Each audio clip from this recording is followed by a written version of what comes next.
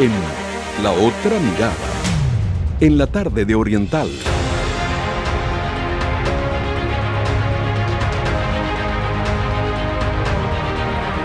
Muy bien, amigos, seguimos aquí en La Otra Mirada. Es tiempo ahora del análisis de política internacional. Estamos con el doctor Carlos Pita. Carlos, bienvenido.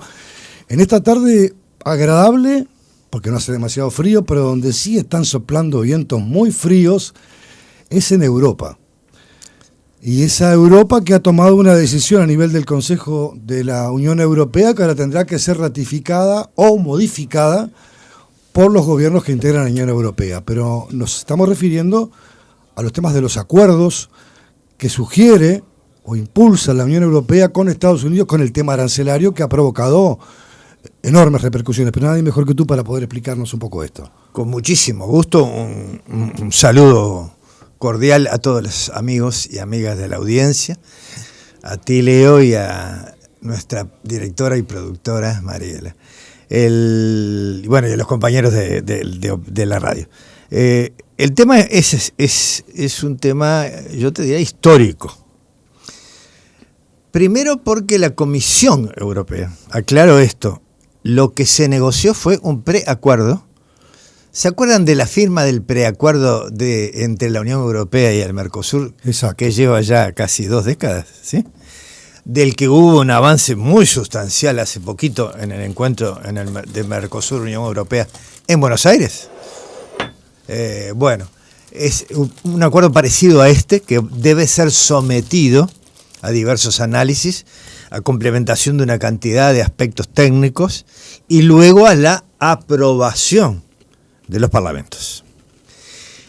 Pero lo que allí se firmó tuvo 2 aspectos muy fuertes, digamos, muy difíciles de aceptar, producto de que un acuerdo entre la Unión Europea, uno de los mercados más grandes del mundo, si no el más grande del mundo, está ahí, pegadito al de China, en términos de poder adquisitivo real, digamos, con el de Estados Unidos, son los 3 más grandes, digamos, se haga en la casa particular de Donald Trump, pero no en Estados Unidos, no en una sede de la Unión Europea. Se hace en la casa particular de golf de Trump en Escocia. Sabían que Trump es un hijo de inmigrantes escoceses. Es la casa de su abuelo, ¿no? Es de la familia. Lo que quiero decir es que es toda una cosa insólita, digamos. Primer nivel, yo no hago, si va la Comisión Europea, no hago un acuerdo en la casa de Trump. Lo hacemos en una sede que corresponda. De ninguna manera en la casa de jugar al golf de Escocia, digamos. No, de ninguna manera. Es una cuestión política y diplomática de primer orden en donde las formas son determinantes en las relaciones internacionales. Y el segundo aspecto es que este acuerdo ha sido calificado, ahora le vamos a dar algunos componentes nada más, ha sido calificado como un acuerdo humillante, se ha hablado de servilismo, se ha hablado de docilidad, de sumisión, de rendición y de otros adjetivos de esa índole. Imagínense, para poner algunos de los ejemplos que se acordaron en este preacuerdo, la Unión Europea acepta comprar con arancel cero cualquier producto de los Estados Unidos. La Unión Europea acepta comprar energía estadounidense, petróleo y gas, por $750.000 millones en 3 años. La Unión Europea se comprometió a comprar cientos de miles de millones de dólares en equipamiento militar en Estados Unidos. No en el complejo militar industrial europeo, no, en el complejo militar industrial que tiene sede en Estados Unidos. O sea, que atenta contra su propia industria. Si a eso le agregamos la comparación del precio del dólar y del euro, seguramente a Ursula von der Leyen le costará mucho explicar que encima de lo que hablamos, hay mucho más, encima, esto es lo más importante, digamos, abuelo de pájaro, deberá pagar por cualquier producto que quiera ingresar un 15% adicional. Cualquier producto europeo que ingrese a Estados Unidos tiene que pagar un 15% de aranceles. Y en cambio Europa le compra a Estados Unidos cualquier cosa con cero arancel. Con cero arancel. Es una situación muy difícil de prever, primero. Es importante hacer esta aclaración. La reacción de Francia ha sido absolutamente drástica. Los términos que usó el primer ministro de Macron fueron durísimos con de cuestionar esto. Sí.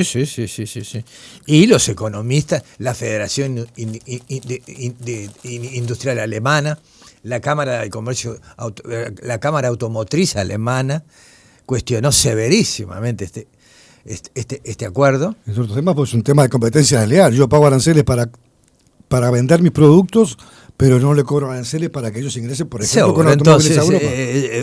Se quedarán con más Volkswagen en Europa y empezarán a volver a aparecer los Ford y los Chevrolet.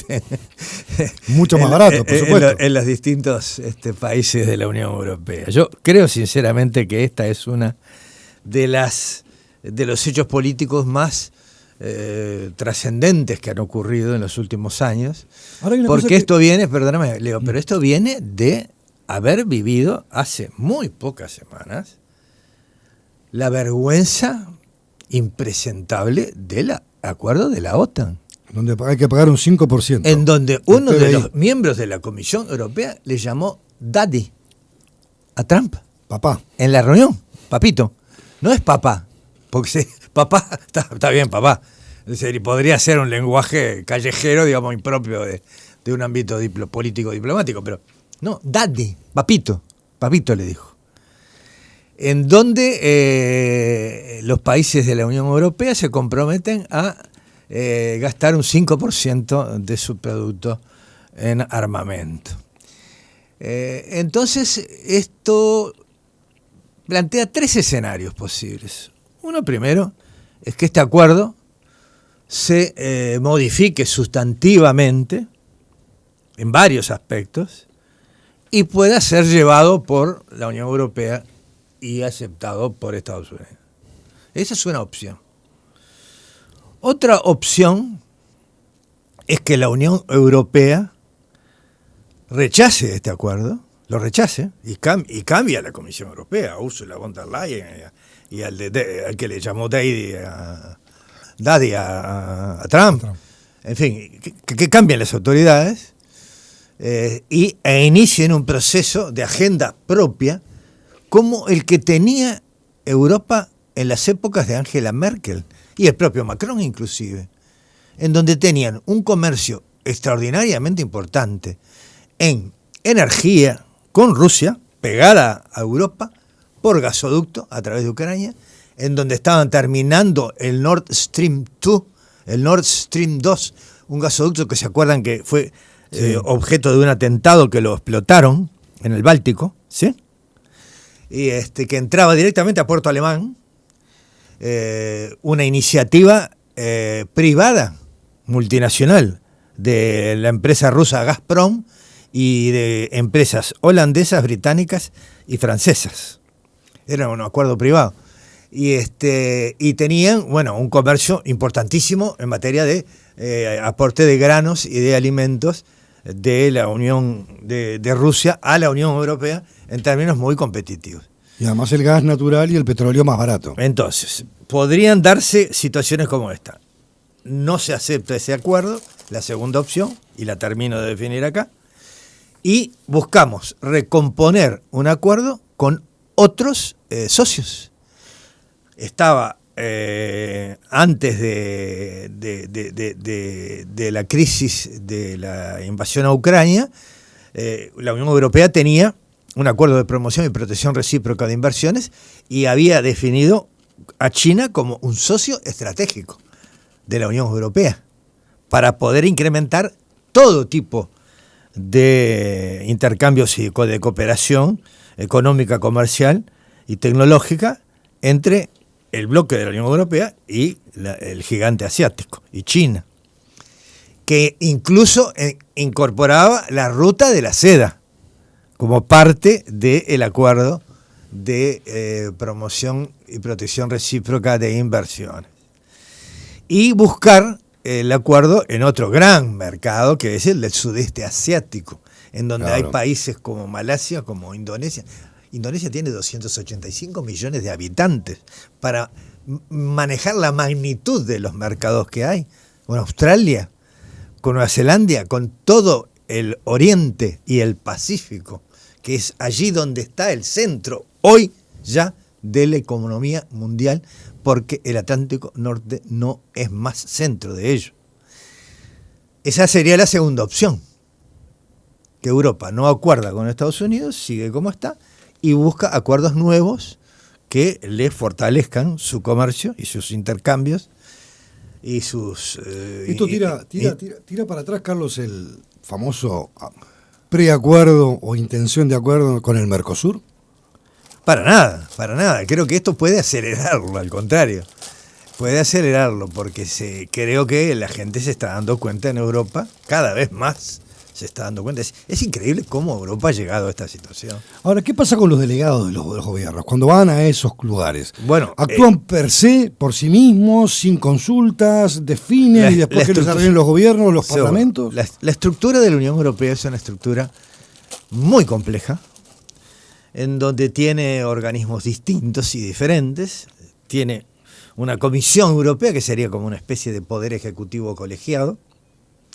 Tiene un Parlamento de la Unión Europea, en donde son parlamentarios electos directamente por circunscripciones nacionales que concurren al Parlamento de la Unión, del bloque.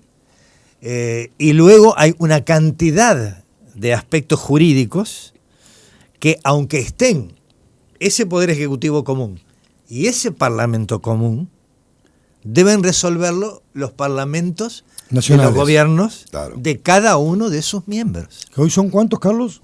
Bueno, con la última ampliación, yo no me acuerdo exactamente de cuántos 27, países son. 28 o pasamos los 30 ya. Creo que andan por ahí, por los 30. Hay que acordarse que el Reino Unido salió.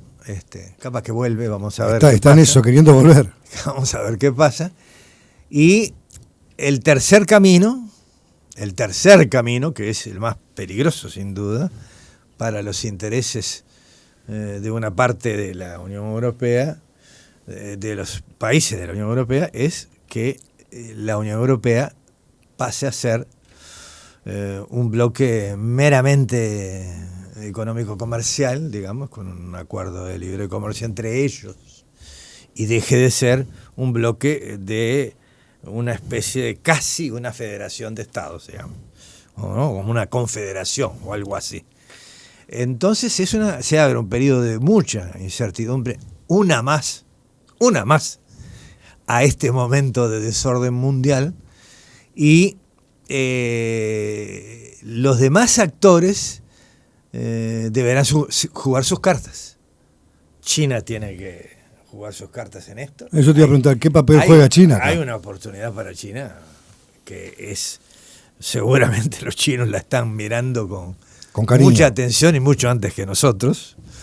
Y el sudeste asiático también, ni que hablar que los países de la ASEAN, que es el acuerdo del sudeste asiático, es un enorme bloque económico, comercial y de inversiones del Oriente, y están también como protagonistas otros grandes economías de la zona, como Japón, como Corea del Sur, como Australia, como Nueva Zelanda, en fin, hay una cantidad, como Vietnam, que bueno, es parte de uno de los bloques.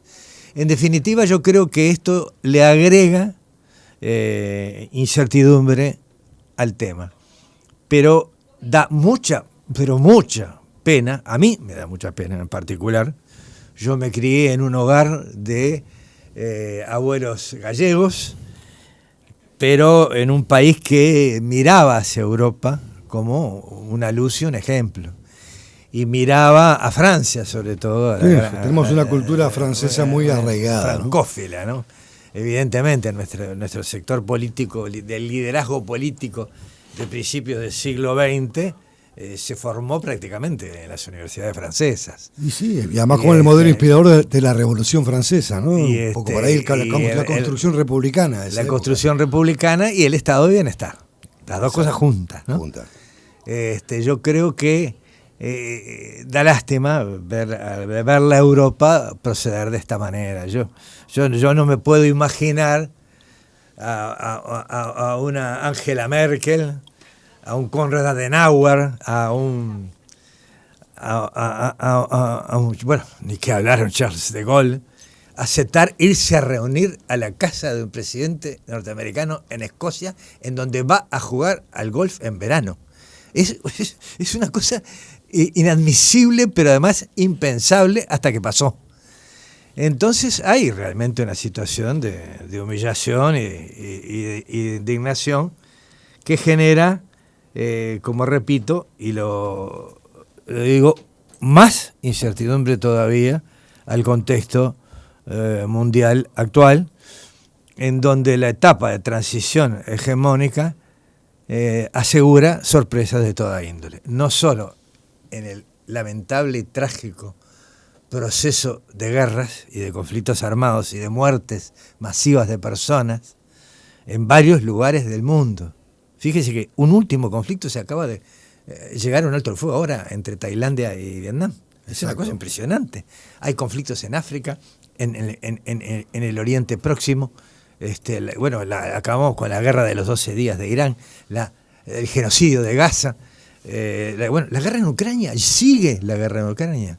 Es increíble, increíble. Trump dándole, en lugar de los 50 días que le dio, ahora se lo rebajó y le dio 10 días de plazo para terminar con la guerra a Putin.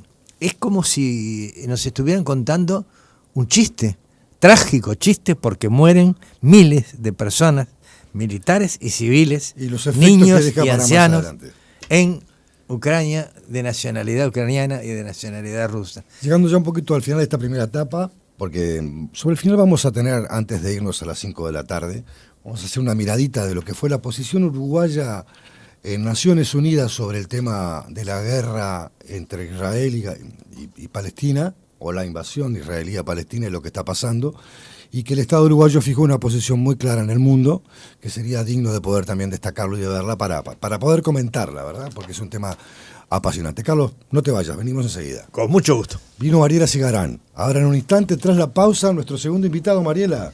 Sí, muy bien. Nosotros tenemos tiempo exacto para que la gente se comunique a través del 092-770-111. Pueden dejar, por supuesto, los mensajes.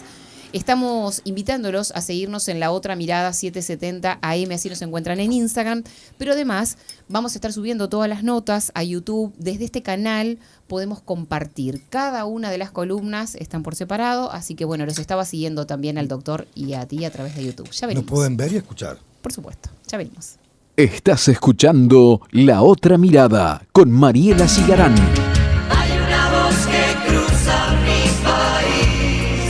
Desde Montevideo, Uruguay, transmite CX12 Radio Oriental en los 770 kHz de amplitud modulada